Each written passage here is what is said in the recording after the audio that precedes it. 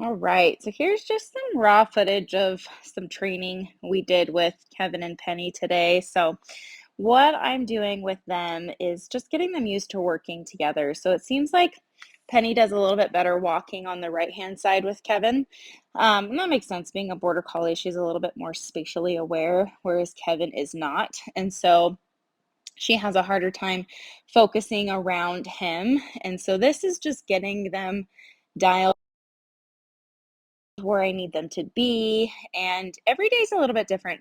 Kevin had just gotten back from working in Lowe's, and so he was a lot more dialed in.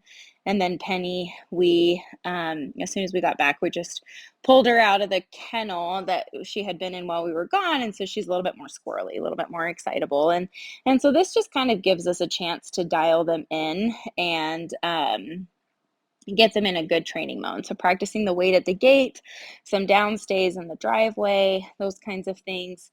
I'm changing directions intentionally because I want, especially Penny, for her to understand how to turn off the e-collar by coming into a heel position. So I don't want to just be walking straight and then every time she's a little bit ahead, I'm tapping on the e-collar. I'm actually leaving the heel position or cutting her off and making her cater to my space. And it's hard. I mean, she has to think quite a bit. So she's a little squirrely in the beginning. We're only on like a level 6 or 7, and so she's not super high, but it's hard. I'm asking for a lot of things from her. Even there, I kind of fumble and drop Kevin's e-collar right on top of her head.